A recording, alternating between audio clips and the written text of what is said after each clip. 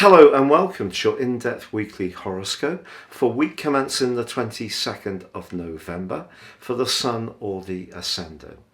Now, if you're new to my channel, what I do is provide an overview of the major themes of the week for us all.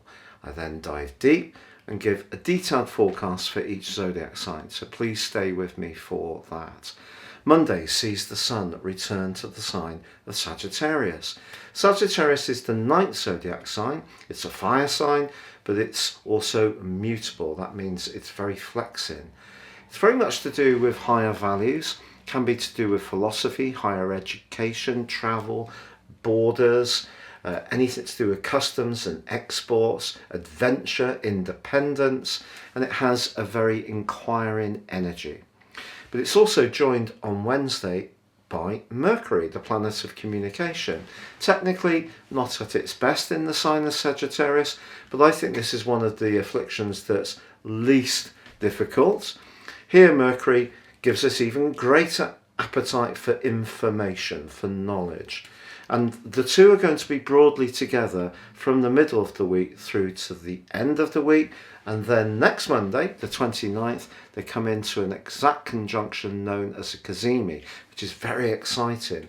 And that means the agility and flexibility of Mercury in Sagittarius is really warmed up by the wonderful rays of the Sun. But also, as this week begins, Venus and Uranus continue a very enlivening relationship, pushing us to be more open-minded about what we do with our resources, which is very much to do with the sign of Taurus. But of course, Venus in the sign of Capricorn is very much more perhaps to do with relationships, you would think. But Venus is the planet of money. So in the rather stable and worldly sign of Capricorn, this could be a great time to think outside the box, be a bit fresher in our approach to how we use the resources we have. But in a love relationship, someone may completely surprise us with an unexpected proposal, an invite on a date, and it may be the least likely person we could imagine. Now on Saturday there is a quarter moon in the very precise sign of Virgo, and that squares with the Sun in Sagittarius. This creates a bit of a conflict between what we want to do for ourselves, the more freedom-loving energies of Sagittarius clashing with the more responsible energies of Virgo.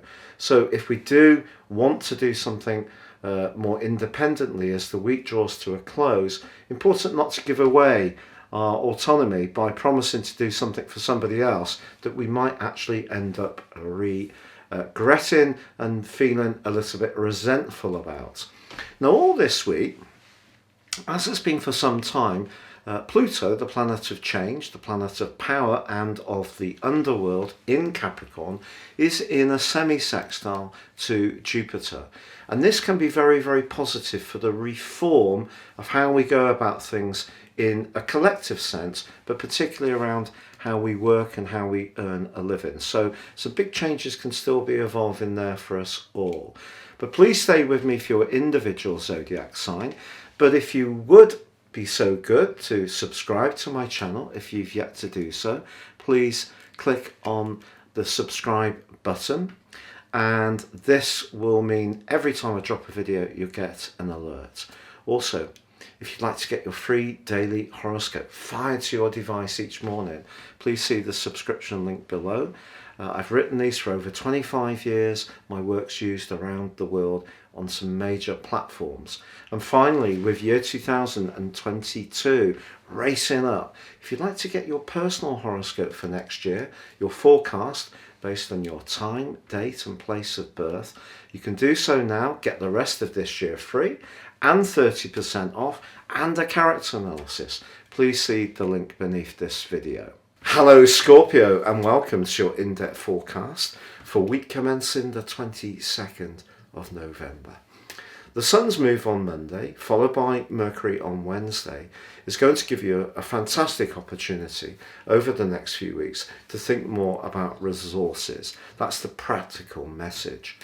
And if you have been working very, very hard, which I think you have been, on some more creative and individualistic strands in your situation in recent weeks, now you've got a chance to see how far you've come, what kind of progress you've made. But you may want to see tangible results to be satisfied. However, the energy of the Sun and Mercury moving into the second house is not just material. It can also be to do with your sense of self-worth. So the energy you've been investing and the results you're getting now can also give you a sense of greater well-being, and that's something to really appreciate. But right at the start of this week, that electric connection between Uranus and Venus suggests that there could be a dazzling and almost electric energy going between you and someone you encounter. And if you are single, it may be someone who's a bit more sultry or even earthy that really grabs your attention as this week begins. But there is a quarter moon as the week draws to a close, and that old saying of not mixing business and pleasure does come to mind with an 11th house quarter moon. Maybe someone's going to try to want you to include you in a group situation that you're just not really up for. Maybe it is that someone that you know and you really like is suggesting that you show greater interest in, what's known as a get-rich-quick scheme. That doesn't mean to say that you shouldn't be open to this, but just be aware that you do have the right to say no. Don't get swept away by the friendship dimension of this situation.